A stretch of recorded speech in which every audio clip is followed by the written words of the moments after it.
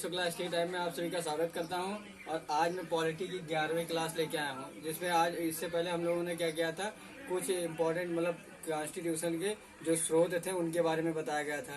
ठीक है जी, कि कौन सा टॉपिक, कौन सा पॉइंट है वो किस देश के संविधान से भारतीय संविधान में जोड़ा गया था। तो इस तरीके जितने भी क्वेश्चन आपको बनते हैं कि ये मान के चलिए इस सिलेबस से, तो वो सारे लगभग मैंने कोशिश की थी कि जितने क्वेश्चन एग्जाम में पूछे जाते हैं सारे क्वेश्चन क्या हो कि उसमें बता दिए गए थे। तो आज हम कुछ इम्पोर्टेंट क्वेश्चन के बारे में डिस्कस करेंगे जो अक्सर अधिकतर किसी न किसी एग्जाम में आपको देखने को मिलेंगे। तो इस तरीके से मैं कुछ क्वेश्चन आपके सामने लाऊंगा और उनके बारे में क्या करूंगा, डिटेल में डिस्कस करूंगा। ये नहीं कि आप उसका डायरेक्ट आंसर देना हो, कहने मतलब उसके पीछे कुछ क्या रीजन है, इन सब तरीके से क्वेश्चन में डिस्कस करूंगा। तो आप बने रहिए, पूरा वीडियो लास्ट तक जरूर देखिए। और मैं पहले बता दे रहा हूँ कि अगर आपको अच्छे ढंग से जानना है, वीडियो के बारे में अच्छे ढंग से समझना है, लॉन्ग टाइम तक अपने माइंड में सेट रखना है चीजों को, तो आप क्या करेंगे, आपको एक रफ और एक पेन लेकर जरूर बैठें। ठीक है, तो चलिए स्टार्ट करते हैं।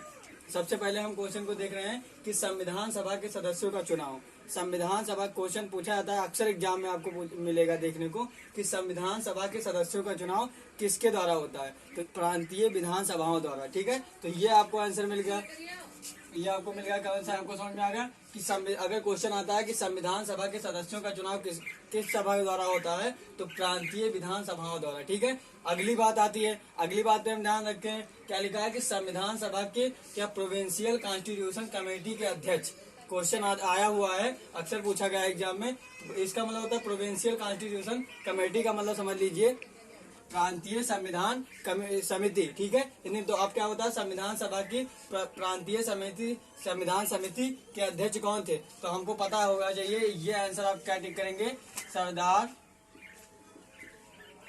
वल्लभ भाई। इसका आंसर क्या होगा कि कौन अध्यक्ष थे, सरदार वल्लभ भाई पटेल। अब ये सोचिए कि ये थे क्यों, थोड़ी स्टोरी है, एक छोटी सी स्टोरी है, उसके बारे में हम लोग अभी जानेंगे कि क्या रीजन था जो ये सरदार वल्लभ भाई संविधान सभा के प्रोविंशियल कॉन्स्टिट्यूशन कमेटी के अध्यक्ष बनाए गए थे। ठीक है, तो आप ये समझिए कि क्या हुआ कि 15 अगस्त 1947 को, 15 अगस्त 1947 को लिखते हैं हम 15 अगस्त। आपको पता होगा 15 अगस्त 1947 को क्या हुआ था, हमारा भारत हुआ था आजाद, भारत आजाद हुआ था, भारत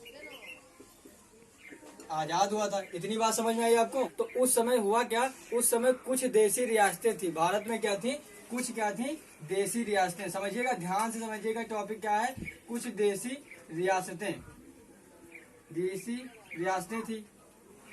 हम इससे पहले जान चुके हैं कि देशी रियासतें क्या होती हैं। तो कुछ देशी रियासतें थी, ये क्या करती थी, ये खुद को अपने देश से क्या करती थी, अपने आप को अलग मानती थी। ये जो देशी रियासतें थी आजादी के बाद देश में, वो क्या थी कि अपने आप को देश से अलग मानती थी, अपने आप को स्वयं मतलब अपने लिए एक स्वयं कानून मानती थी। ये अपने आप को ये नहीं समझती थी कि हम भारत देश में शामिल थे। तो क्या हुआ था कि वो भारतीय लोग थे। ये हो गया, कुछ देशी रियासतें थी और भारतीय लोग, भारतीय लोग। ठीक, ये बात समझ में आई, भारतीय लोग और देशी रियासतों के लोग, ये मतलब राजा महाराजा के लोग होते थे। ये तो ये राजा महाराजा खुद होते थे, ये देशी रियासतें बताई जाती थी और भारतीय लोग थे। इन दोनों को मिलाकर क्या होता था, संपूर्ण भारत माना जाता था। ठीक, ये बात क्लियर हुई। 15 अगस्त 1947 को भारत जब आजाद हुआ तो हुआ क्या कि उस समय कुछ देशी रियासतें थी जो क्या करती थी, अपने आप को क्या करती थी, देश से अलग मानती थी। ये देशी रियासतें अपने आप को देश से अलग मानती थी और कुछ भारतीय लोग थे। तो इन भारतीय लोग और देशी रियासतों को मिलाकर संपूर्ण भारत की जनसंख्या मानी जाती थी। एक बात क्लियर हुई। तो अब देखिए कि इस राज्य को क्या करना है, इन दोनों का एकीकरण करें, मतलब देशी रियासतें और भारतीय लोगों का एकीकरण, इन दोनों का एकीकरण करने के लिए क्या किया गया, पीसी कमेटी का गठन किया गया। क्या किया गया, पीसी कमेटी का गठन, पीसी कमेटी का क्या किया गया, गठन किया गया, किसके? इन दोनों को का एकीकरण करने के लिए। बात समझ में आई इतनी? हम फिर से एक बात ध्यान करते हैं कि क्या हुआ, देशी रियासतें भारत से अलग मानती थी और भारतीय लोग थे कुछ, तो ये सब मिलाकर क्या था, संपूर्ण भारत था। और इन दोनों का एकीकरण करने के लिए क्या किया गया, पीसी कमेटी का गठन किया गया। पीसी कमेटी का मतलब क्या हुआ, प्रोविंशियल कॉन्स्टिट्यूशन कमेटी। और समझिए, प्रोविंशियल कॉन्स्टिट्यूशन कमेटी, पीसी का फुल फॉर्म क्या होगा, प्रोविंशियल कॉन्स्टिट्यूशन कमेटी, यानी कि प्रांतीय संविधान समिति। ठीक है, तो इस कमेटी का गठन क्या किस लिए किया गया, देशी रियासतों और भारतीय लोगों का एकीकरण करने के लिए, मतलब दोनों को एक में मिलाने के लिए पीसी कमेटी का गठन किया गया। ठीक है, तो और इसका अब ध्यान दीजिए कि इसका कार्य, इसका कार्य था वो किसके ऊपर दिया गया, दो लोगों के ऊपर। एक तो थे हमारे कौन, दो लोग थे। इसका कार्य, अब इनका कार्यभार जो है, कार्य का भार, इस कार्य का भार, इस कार्य का भार किसके ऊपर दिया गया, समझिए, एक पटेल जी के ऊपर, एक पटेल थे, और दूसरा कौन था, दूसरा हमारा कौन था, बीपी मेनन। ये सचिव थे, इस कमेटी के क्या थे, सचिव। ठीक है, अब फिर से एक बार समझेंगे, इसे रिपीट करते हैं। क्या हुआ कि 15 अगस्त 1947 को भारत आजाद हुआ था। तो उस समय क्या थी, देश में कुछ रियासतें थी, वो क्या करती थी, अपने आप को खुद देश से अलग मानती थी। यहाँ मतलब राजा महाराजा के लोग होते थे, ये अपने आप को देश से अलग मानते थे, और बाकी भारतीय लोग थे। तो क्या था, तो इन दोनों को मिलाकर हमारा क्या था, संपूर्ण भारत था। ठीक, तो इन दोनों का एकीकरण करने के लिए, मतलब भारतीय लोगों और देशी रियासतों को मिलाने के लिए क्या किया गया, पीसी कमेटी का गठन किया गया। पीसी कमेटी का मतलब क्या हुआ, प्रोविंशियल कॉन्स्टिट्यूशन कमेटी, यानी कि प्रांतीय संविधान समिति का गठन किया गया। और इस कार्य का भार किसके ऊपर सौंपा गया, पटेल जी के ऊपर, और बीपी मेनन कौन थे, इस कमेटी के सचिव थे। तो इन दोनों का क्या हुआ, इन दोनों को क्या बनाया गया, इस कार्यभार का मुखिया बनाया गया। और इसीलिए इन्हें सरदार पटेल जी को क्या किया गया कि प्रोविंशियल कॉन्स्टिट्यूशन कमेटी का क्या चुना गया, अध्यक्ष चुना गया। ठीक है, आप समझ गए कि इनको अध्यक्ष क्यों बनाया गया, कैसे बनाया गया। तो यही मेरा टारगेट था बताना कि इनको अध्यक्ष बनाया गया, तो क्यों बनाया गया। पूरी बात समझ में आ गई। आजाद हुआ भारत, एक बात इतनी बात समझ लीजिए कि क्या हुआ कि देशी रियासतों और भारतीय लोगों का एकीकरण करने के लिए पीसी कमेटी का गठन किया गया था, और इसका कार्यभार पटेल और तथा बीपी मेनन को सौंपा गया। इसीलिए सरदार पटेल जी को प्रोविंशियल कॉन्स्टिट्यूशन कमेटी का अध्यक्ष चुना गया। ठीक है, यहाँ तक बात क्लियर हुई। चलते हैं हम आगे की बात करते हैं। अब देखते हैं कि पटेल जी को क्या किया गया था, कुछ उपाधियां भी दी गई थी। तो पटेल जी के बारे में थोड़ा और जान लेते हैं। तो क्या एक क्वेश्चन और पूछा जाता है, बहुत ही फेमस क्वेश्चन है, अक्सर एग्जाम में आपको देखने को मिलेगा। क्या होगा, क्या पटेल जी को सरदार की उपाधि किसने दी थी। ये बात कि किन किन नामों से इन्हें जाना जाता है। पटेल जी को भारत विस्तारक भी कहा जाता है तथा भारत का लौह पुरुष भी कहा जाता है। और सरदार की उपाधि किसने दी थी, वारदौली की महिलाओं ने। ये बात क्लियर हुई। आगे हम देखते हैं, संविधान निर्माती परिषद की झंडा समिति के अध्यक्ष कौन थे। ठीक, डॉक्टर राजेंद्र प्रसाद। ठीक है, ये क्या हो चुके, ये अपने यहाँ के क्या हैं, प्रथम राष्ट्रपति हैं। ठीक है, आपको पता होगा कि फर्स्ट प्रेसिडेंट ऑफ इंडिया, ये ध्यान रखिएगा। भारत एक गणतंत्र है, अर्थ इसका क्या होगा, जिसका कह रहे ऐसा देश जिसका मुखिया क्या हो, निर्वाचित हो और वंशानुगत ना हो। इतना आंसर इसका होगा। इसका मतलब क्या होगा कि ऐसा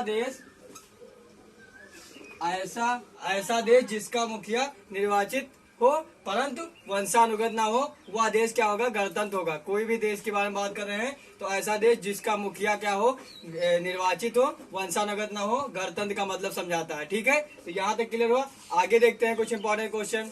42वें संविधान संशोधन 1976 द्वारा प्रस्तावना में नए शब्द जोड़े गए। कौन से नए शब्द जोड़े गए, ये आपको बताना है। ठीक है, तो हम इसको डिटेल में आपको समझाएंगे। पिछली क्लास में हम इसके बारे में बता चुके हैं, लेकिन यहाँ पर भी डिटेल में जानेंगे। ठीक है, तो सबसे पहले क्या हुआ कि ये हम जानते हैं कि मूल संविधान की जो प्रस्तावना थी उसमें कौन सा शब्द थे और फिर बाद में कौन से शब्द जोड़े गए। ठीक है, तो सबसे पहले हम ये जानते हैं कि पहला जो संविधान क्या हुआ, 26 जनवरी 1950 को बात करते हैं।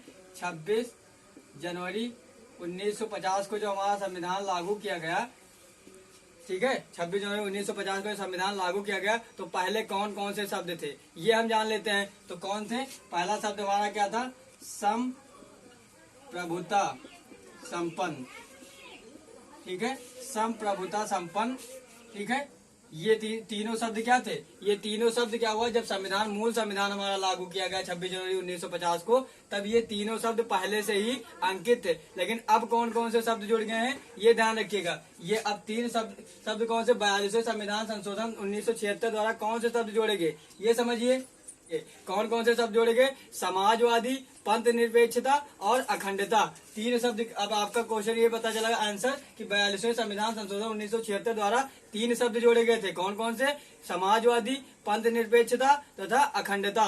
तो हम बता देंगे कि क्या होगा, तीन शब्द कौन कौन से जोड़े गए, कब जोड़े गए? ये 42वें संविधान संशोधन 1976 द्वारा जोड़ा गया है, ठीक है, ये ध्यान रखिएगा। अब आगे की बात करते हैं। ये अब इसका मतलब एक बार हम फिर से डीप शॉर्ट में समझा देंगे। इससे पहले आपको समझा चुके हैं, लेकिन यहाँ पे समझ लीजिए कि पहले संविधान में तीन शब्द दिए थे, लेकिन बाद में 42वें संविधान संशोधन 1976 द्वारा तीन शब्द जोड़े गए, समाजवादी, पंथ निरपेक्षता और अखंडता, भारतीय संविधान की प्रस्तावना में, ठीक है। अब बात करते हैं तो संप्रभुता संपन्न का मतलब क्या हुआ? ऐसा देश जिस पर क्या हो, अन्य कोई देश उस पर अधिकार न करे, स्वयं का हुआ मालिक हो, कोई भी कार्य हो, कोई भी डिसीजन हो तो वह खुद अपने आप लेता हो, ठीक। संप्रभुता संपन्न का मतलब हुआ। लोकतंत्रात्मक का मतलब ये हुआ कि जो कोई, कहने का मतलब जो उसकी सर्वोच्च शक्ति क्या हो, लोकतंत्रात्मक का मतलब हुआ कि उस देश की सर्वोच्च शक्ति कहाँ निहित हो? जनता में निहित हो। क्योंकि अब समझिए कि यहाँ के राष्ट्रपति क्या है? मुख्य सर्वोच्च क्या है? सर्वोच्च व्यक्ति कौन है यहाँ का? सर्वोच्च मुखिया भारत का राष्ट्रपति है, और भारत का राष्ट्रपति क्या होता है? जनता द्वारा ही निर्वाचित होता है। तो सर्वोच्च शक्ति किसके पास होगी?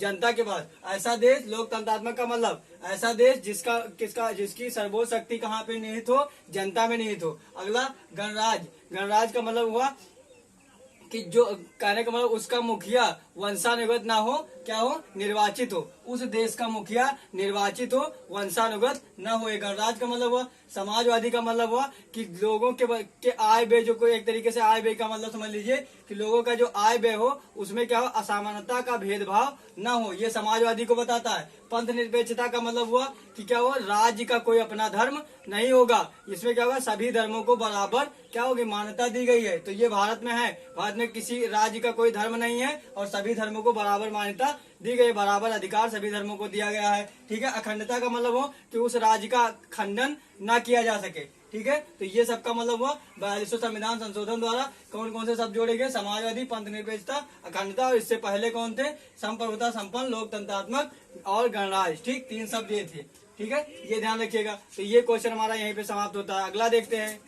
चलिए, एक और लास्ट इंपॉर्टेंट क्वेश्चन है, इसके बारे में आप समझ लीजिए। आप इस क्वेश्चन का मतलब जानते होंगे, भारतीय संविधान सबसे ज्यादा किससे प्रभावित हुआ? इससे पहले वाली जो वीडियो थी, इससे एक दो पहले वाली वीडियो, लगभग मान के चलिए कि 9 जो नवी वीडियो थी इस सब्जेक्ट की, उसमें इसका आंसर दिया गया है, उसमें समझाया गया है कि कैसे प्रभावित हुआ संविधान। आप समझिए, तो यहाँ पे क्वेश्चन ले लिया गया है, तो आप समझ लीजिए डिटेल में क्या मतलब होगा। क्या कहा गया है कि भारतीय संविधान सबसे ज्यादा किससे प्रभावित हुआ? तो हमने बताया था, याद करिए, पिछले वीडियो में हम बता चुके हैं कि क्या हुआ था कि भारतीय संविधान के निर्माण के समय लगभग क्या किया गया? 60 देशों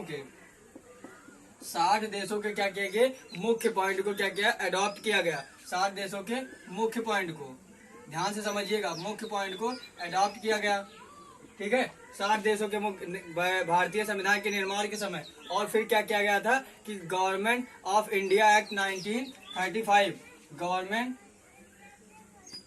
5 से क्या किए गए? कुछ महत्वपूर्ण पॉइंट अडॉप्ट किए गए, यहाँ से अडॉप्ट किए गए, ठीक है, और यहाँ से कुछ महत्वपूर्ण पॉइंट अडॉप्ट किए गए, ठीक है। तो हुआ क्या, ये समझ लीजिए। तो ये जो 60 देशों के मुख्य पॉइंट लिए गए थे, इससे कहीं ज्यादा, बहुत अधिक ज्यादा कि किसके पॉइंट अडॉप्ट किए गए भारतीय संविधान में? गवर्नमेंट ऑफ इंडिया एक्ट 1935 के पॉइंट अडॉप्ट किए गए। तो क्या हुआ कि इससे 60 देशों के मुख्य पॉइंट से कहीं अधिक प्रभाव किसका रहा? गवर्नमेंट ऑफ इंडिया एक्ट 1935 का। किसमें? भारतीय संविधान में रहा। तो ठीक, ये बात समझ में आई। लेकिन इन 60 देशों से कहीं अधिक इन 60 देशों से कहीं अधिक पॉइंट क्या किए गए, भारतीय संविधान में जोड़े गए। कहाँ से? गवर्नमेंट ऑफ इंडिया एक्ट 1935 से। ठीक है, तो इसलिए जब ज्यादा पॉइंट अडॉप्ट किए गए संविधान में तो क्या हुआ, इससे ऑटोमेटिक क्या होगा, उसका प्रभावशाली ज्यादा रहेगा। ठीक है, तो इसलिए क्या हुआ कि सबसे अधिक प्रभाव किसका रहा, गवर्नमेंट ऑफ इंडिया एक्ट 1935 का भारतीय संविधान पर पड़ा। और इसीलिए क्या कहा जाता है, गवर्नमेंट ऑफ इंडिया एक्ट को क्या कहा जाता है, ब्लूप्रिंट कहा जाता है, संविधान का ब्लूप्रिंट कहा जाता है। ये अब क्वेश्चन आता है कि गवर्नमेंट ऑफ इंडिया एक्ट 1935 को क्या कहा जाता है, तो ये क्वेश्चन मिलेगा आपको कि संविधान का ब्लूप्रिंट किसे कहा जाता है, गवर्नमेंट ऑफ इंडिया एक्ट 1935 को। ये बात ध्यान रखिएगा। हम आपको बीच बीच में कहीं कहीं इंपॉर्टेंट क्वेश्चन का वीडियो लाते रहेंगे और डिस्कस करते रहेंगे। आपको कहीं भी डाउट हो किसी भी क्वेश्चन में तो आप कमेंट करिएगा, और ये ध्यान रखिएगा कि वीडियो को ज्यादा से ज्यादा शेयर करिए ताकि अधिक से अधिक स्टूडेंट इसका फायदा उठा सकें। तो अगर कहीं भी किसी भी क्वेश्चन में आपको डाउट हो तो आप क्या करेंगे, कमेंट करिएगा और वीडियो को ज्यादा से ज्यादा शेयर करिएगा। फिर एक बार मैं आपसे कह रहा हूँ, जब भी वीडियो आप देखिए तो क्या करेंगे, रफ और पेन लेकर ही बैठिए ताकि आपको चीजें अधिक से अधिक समझ में आए। और क्या करेंगे, अगर आप चीजों को लिख लेते हैं तो लॉन्ग टाइम तक आपके माइंड में सेट हो जाती हैं। तो आप कहेंगे वीडियो को ज्यादा से ज्यादा शेयर करिए और लाइक करिए। Thank you.